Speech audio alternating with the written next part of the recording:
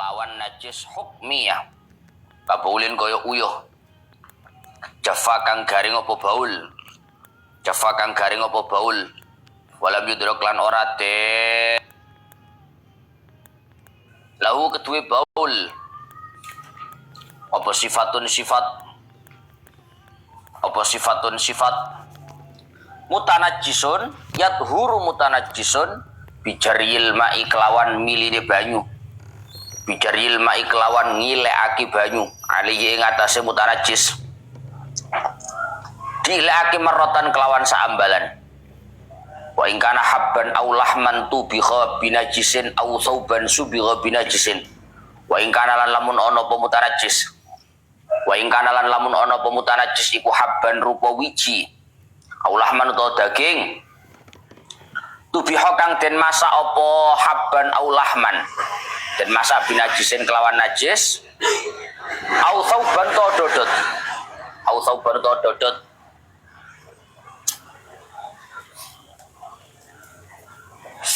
subiha kang den penter kang den celup apa saub binajisin kelawan najis fayadhuru mongko suci fayadhuru mongko bisa suci apa batine salasa apa batine salasa niku habban lahman sauban bisa bil ma'i kelawan ngesokake banyu ala dhahiriya ing atase dhahire salasa kasaifin kaya pedang sukiya kang den sirami apa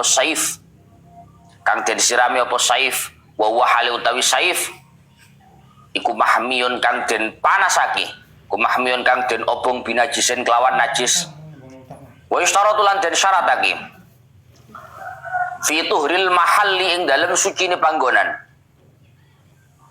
apa wurudul ma itu mekani banyu alqalili kang gedhe apa alma alal mahalli ing atase panggonan al mutanajjisi kang kena najis apa al mahal fa in warada mongko lamun nekani apa mutanajjisun barang kang kena najis nekani alama ing atase banyu qalilin kang gedhe apa ma la kasirin ora kang akeh apa ma tanajjasa mongko dadi najis apa mak qalil wa illam yataghayyar fala yutahhiru ghairah wa illam yataghayyar senajan ora owah apa mak qalil fala yutahhiru mongko ora bisa nyucikake apa mak qalil nyucikake ghairahu ing liyane mak qalil wa farqa alwaridu ghairahu bi quwwatihi liqaunihi abilan wa farqa lan bedani apa alwaridu banyu kang tumeka bedani ghairahu ing liyane alwarid bi quwwatihi kelawan kekuatane alwarid liqaunihi krana anane alwarid iku amilan kang amal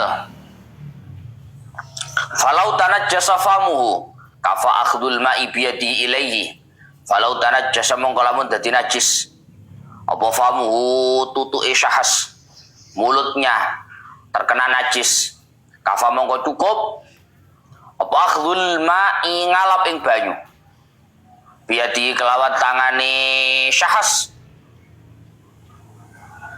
dialap ilaihi maring fam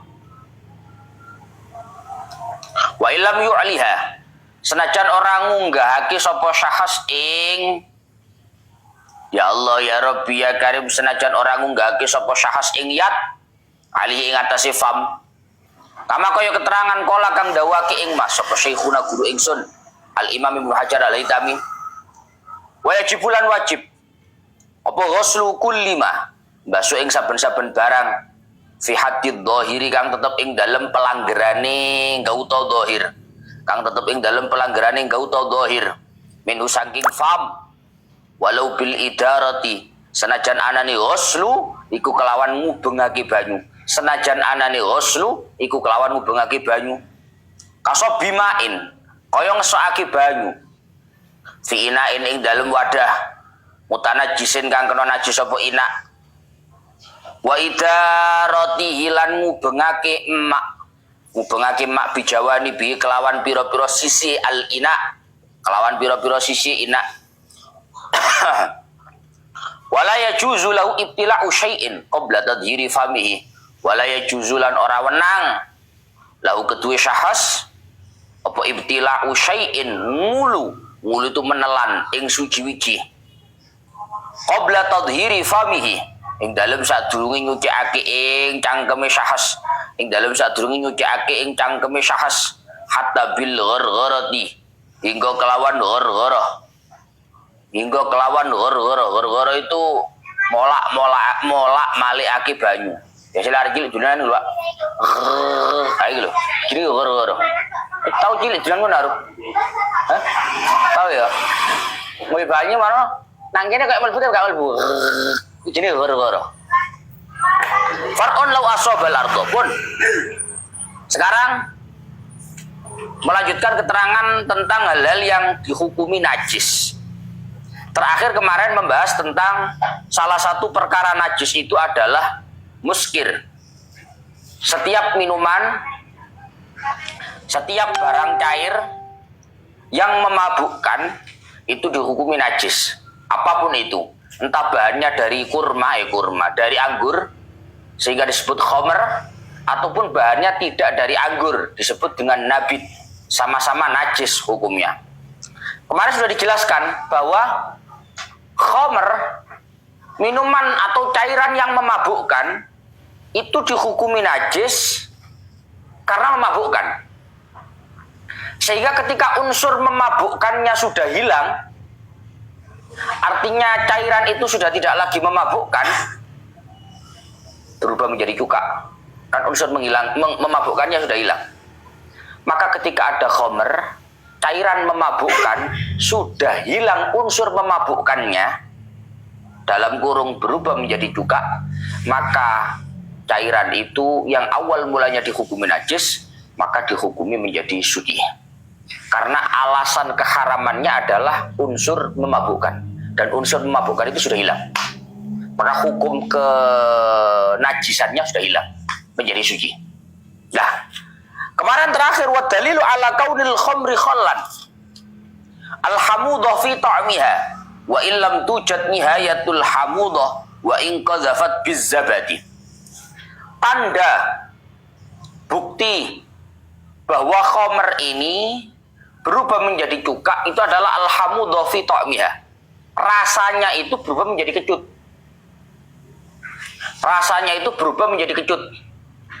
Kalau ada minuman keras, cairan yang memabukkan, cairan-cairan yang memabukkan, kok rasanya berubah ke kecutan,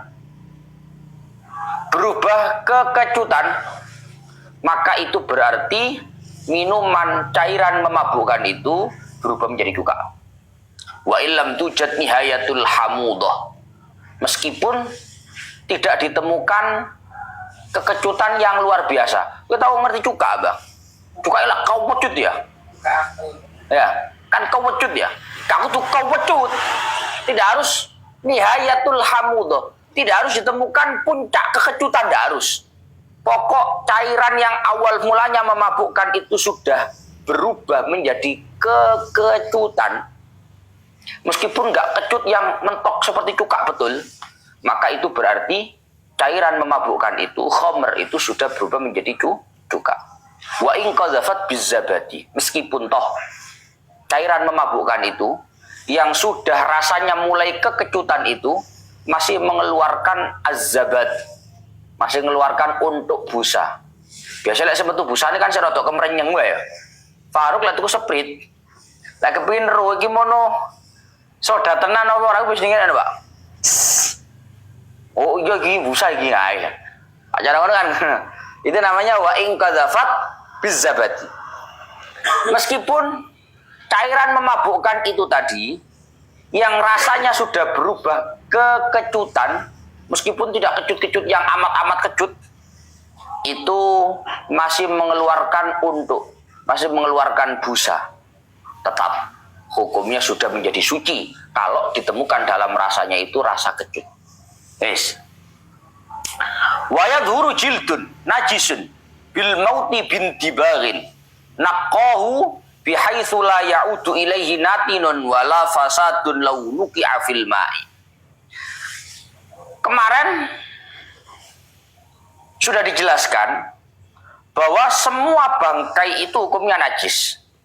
Bangkai itu hewan yang mati tanpa disembelih atau disembelih tapi tidak sesuai syariat. Semua hewan itu kan mati tanpa disembelih tuh. Itu kalau mati jadi bangkai. Atau hewan yang mati tapi tidak sesuai syariat. Ayam-ayam itu, ayam tiren-tiren itu, mati kemarin, baru gaya dibelek ini. Set. Atau disembelih tapi cara penyembelihannya nggak sampai putus. Dua urat ini, hulkum dan mari ini nggak sampai putus, cuma dijojot dok. Just. Bisa, lek nunggu kafe ayamnya piye gulu nih pak. Bersih. Oh bersih. Jadi ayam itu cara penyembelihannya kan harus putus hulkum dan mari itu. Jalur pernafasan dan jalur makan minum. Itu baru halal. Sembelihannya sesuai syariat. Kalau ada ayam dibelah Gus. Oke dibelah sesuai nggak penyembelihannya? Putus nggak hulkum marinya? Bolong tok Gus. Wah bolong kayak gini. Jojot tok gini. Itu berarti nggak disembelih. Kalau nggak disembelih berarti jadinya bangkai. Kalau jadinya bangkai maka hukumnya najis. Wes, lek bangkai pitik ora dibuak kena. Ka eman. Sing eman itu biasanya lek bangkainya hewan-hewan yang harganya nggak seharga ayam.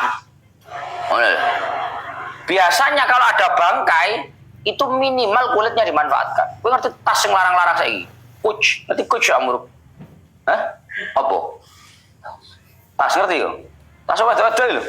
Tas ngono-ngono iku lho. Hah? Dior, tas ngono-ngono iku. Rego puluhan ratusan juta iku. Itu semuanya kulit ular Pak rata-rata. Kulit ular.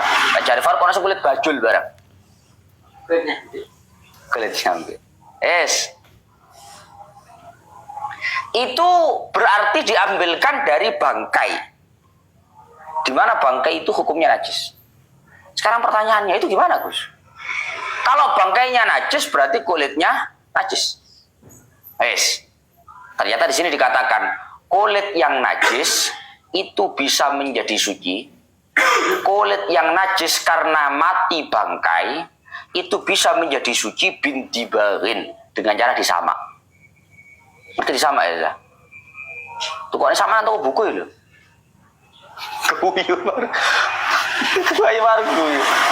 Jadi kulitnya ular, kulitnya buaya, itu kan matinya kan mati bangkai. Kalau mati bangkai kan berarti najis. Kulitnya juga najis. Ya? Najis itu kulitnya. Jadi pakai tas ya Gus. Mahal ini kalau dijual Gus. Apakah kulitnya bangkai itu bisa menjadi suci Gus? Kan najis. Itu bisa menjadi suci caranya dengan cara disamak. Ya apa caranya nyamak? Kau nang tuku buku. Minta tolong disamakkan sebentar. Ya udah Pak. Cara penyamaannya, cara nyamaknya agar kulitnya bangkai yang awal mulanya hukumnya najis bisa menjadi suci itu adalah naqo. Disamak itu artinya kulit itu dibersihkan bihaitsu la ya'udu ilaihi natinun wala fasadun. Dengan sekira tidak akan mungkin ada bau atau busuk itu muncul dalam kulit itu. Andai kata dia dibasahi oleh air. Kamu tak kasih tahu. Cara nyamak itu begini, Pak. Misalkan ini kulit ular ya, dibedeti sih, srit sampai bersih. Selesai dapat kulitnya kita. Ini hukumnya apa, Gus? Wong ular itu mati tanpa disembelih, otomatis jadi bangkai. Kulitnya juga sama dengan bangkainya, hukumnya najis. Biar jadi suci gimana, Gus? Ini mau jadi tas soalnya. Caranya disamak. Cara penyamaan itu gimana? Fudulul jildi. Fudulul jildi itu kotorannya kulit. Oh, kotorannya kulit apa? Oh, kotorannya kulit. Kau tahu ndelok wong nyaseti wedhus ora? Ya ngerti nyaseti ya? Tahu ngerti wong nyaseti kulit wedhus? Iku lek gak sing tukang sing jago-jago. Iku ana sing kantil nang kulit Pak. Bu gaji titik-titik. Paham ya? Bu darah titik-titik. Itulah yang membuat kulit itu cepat busuk. Karena sebenarnya kulit itu kalau tidak ada itu nggak bakal busuk. Paham? Ngerti rambak? Hah? Rambak itu bersih. Makanya masih nonton Plese Faruk 2 tahun. Gak ngarah bosok. Ya mek melempem ayem ngono tok. Pokoknya yang membuat kulit itu cepat busuk, natinun wa fasadun. Busuk dan berbau itu adalah fudulul jildi, kotorannya kulit. Sehingga darah, apapun kotoran-kotoran yang di kulit, pokoknya yang duduk kulit itu loh, yang nempel nang kulit, itu semuanya harus dibersihkan. Dibersihkan pakai apa? Kalau dalam kitab-kitab fikih itu bisyai'in hirrifin. Dibersihkan dengan sesuatu yang rasanya asam. Asam itu pahit, sepet, ya. Dibersihkan dengan sesuatu yang rasanya sepet. Contohnya apa, Gus? Pakai daun bidara. Daun bidara.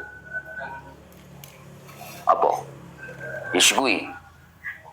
Angel Gus tolek kuwi. Apa maneh? Pakai zarki hamam. Telur. Kotorannya burung. Tolek doro, ya. Nelek, cukup teleke, game bersen. Begitu tenanan. Karena kotorannya burung dara itu rasanya asam, sepet.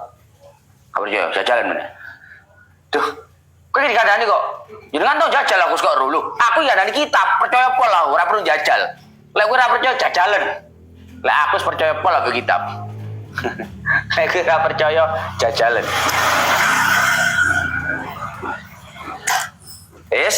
Cari hal-hal semacam itu yang rasanya sepet-sepet itu, kumpulkan untuk membersihkan kotorannya kulit. Dikosoi. Kalau itu kotorannya kulit sudah bersih, lemak-lemak yang nempel, darah-darah yang nempel, itu kalau sudah bersih, Pak, kamu jemur, kamu keringkan, itu lek wis garing, gak bakalan bosok. Itu tenanan. Masih mbok celup-celup nang gone banyu ngene iki ya. Kayak gelas ngene malian. Gak bakal busuk. Karena yang membuat busuk kulit itu sebenarnya ya fudulul jildi. Apa namanya itu? Kotoran-kotorannya kulit itu. Maka kalau ada kulitnya hewan yang notabene-nya mati bangkai, kan bangkai Pak, ular, buaya itu kan bangkai.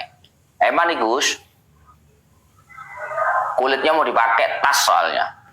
Boleh Gus, boleh. Tapi jangan langsung, disamak dulu. Kulitnya itu loh, disamak dulu. Agar kulitnya bangkai yang hukumnya najis ini bisa menjadi suci, disamak. Caranya gimana? Ya itu tadi. Cari barang-barang sing rasanya sepet untuk membersihkan kotorannya kulit itu. Dibersihkan, setelah bersih selesai. Sampai apa Gus dibersihkannya? Sampai sekira la ya'udu ilaihi natinun wala fasadun. Sampai sekira tidak mungkin kulit itu mengalami yang namanya pembusukan. Launuki afil ma'i, andai kata dicemplungkan di dalam banyu. Wong kulit wedhus li balik percaya delok. Wae itulah hawing. Kulit wedhus lho. Masih otoh di PP digaringno di PP. Iku tetep bosok, Cung. Bosok. Kenapa kok bosok? Ya mergo ngono kuwi mau. Karena yang membuat dia itu cepat busuk itu ya kotoran-kotorannya itu. Makanya biasanya nang ngene tukang kulit-kulit, mulai ngerti takon wong kulit-kulit. Ku diuyai, Pak. Apa? Diuyai. Lah mergo uyai larang saiki. Uyai larang saiki, Pak. Yo, biar diapu lek wong biyen. Lek wong biyen kan kulit iku diapu, digodhog kok yo. Baru di yo, ngerti ya, yo.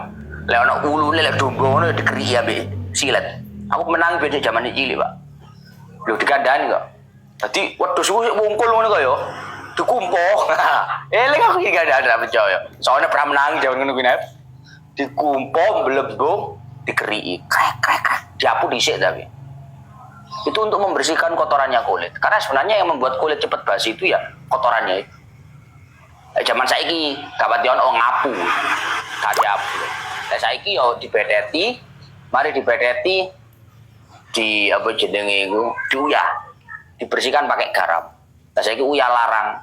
Makanya kulit ini akeh sing gembledak. Males kabeh bersih-bersih. Yo uyah larang. Kita kan Faruk gak percaya. Bakul ya. Uyah larang itu. Hah? Nyadene panjat lho. Yo apa iso sangar nyadene panjat. Uyah larang. Itu caranya mensucikan kulitnya bangkai yang awal mulanya najis menjadi suci dengan cara disamak. Wa kakalbin wa khinzirin wa far'i kullin minhuma ma'al akhari au ma'a ghairi.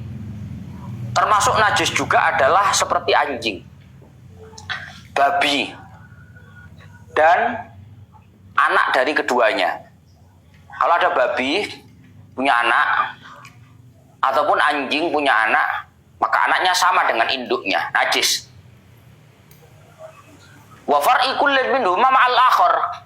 Kalau ada persilangan misalkan anjing dengan babi, babi dengan anjing, anaknya najis Gus, najis. Pokok kalau ada salah satu dari induknya hewan itu ada babinya atau ada najisnya, itu dihukumi anaknya menjadi najis. Misalnya ada kambing bergaul dengan anjing, lahir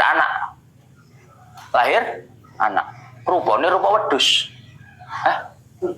Rupanya rupa wedhus.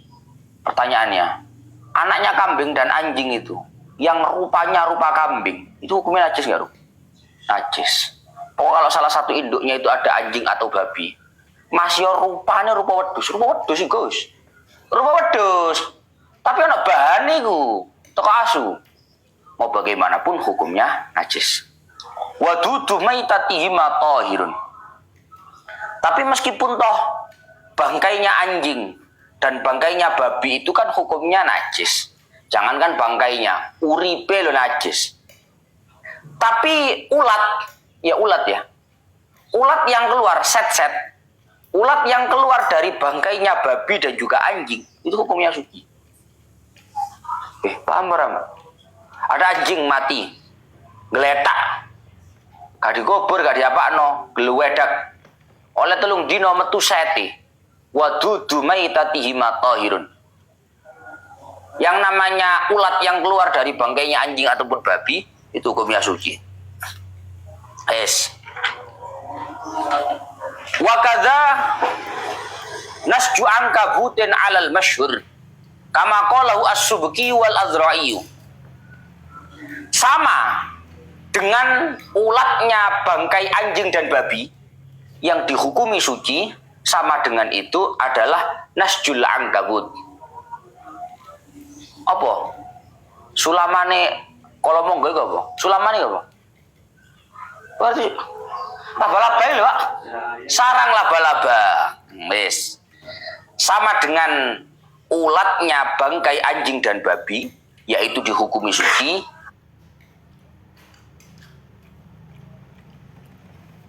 Sarang itu muncul dari dalam dirinya.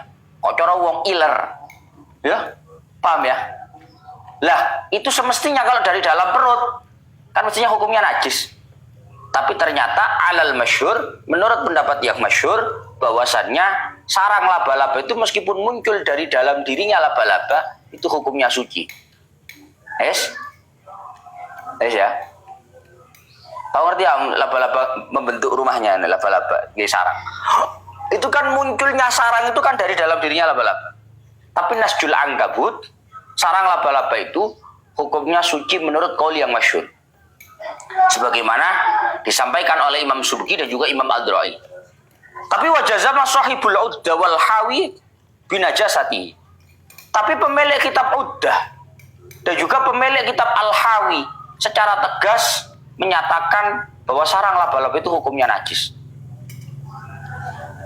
Sarang laba-laba itu hukumnya najis. Ya boleh aku mau, hukumnya najis. Karena muncul dari dalam dirinya. Itu hukumnya najis. Jadi ada dua pendapat. Tapi menurut qaul yang masyhur, hukumnya suci. Tapi pemilik kitab Uddah, pemilik kitab Hawi memantapkan diri menyatakan bahwa sarang laba-laba itu hukumnya najis. Wa ma yakhruju min jildi nahwi hayatin fi hayatiha kal araqi ala ma aftabi ba'dhum.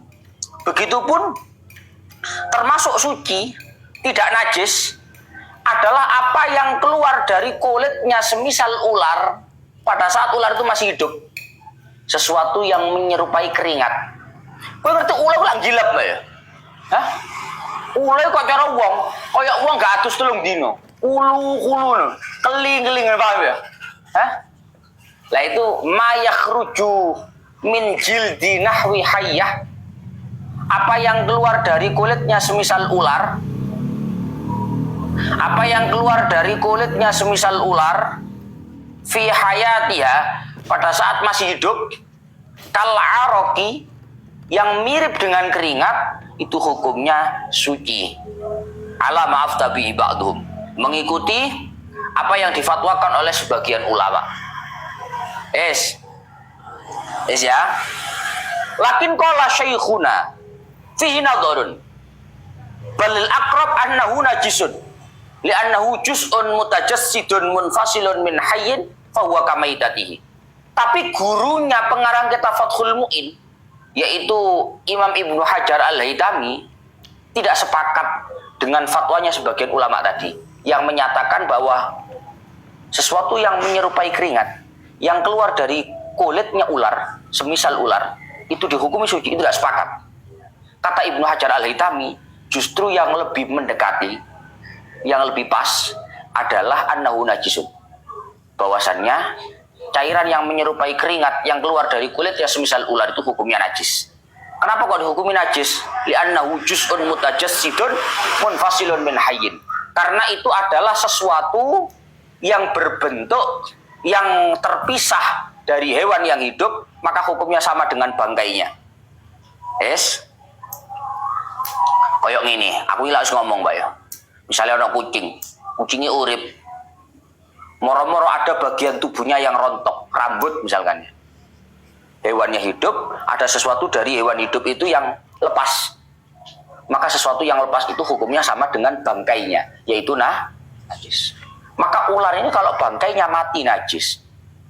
Maka apa yang terpisah dari diri ular ini ketika ular masih hidup, hukumnya sama dengan bangkainya, yaitu najis. Jadi kalau Ibnu Hajar Al-Haytami mengatakan kulitnya ular yang mengeluarkan cairan seperti keringat, itu cairannya hukumnya najis. Karena itu sama dengan rambut yang rontok dari hewan yang ketika mati jadi bangkai, bangkainya najis, itu dihukumi najis.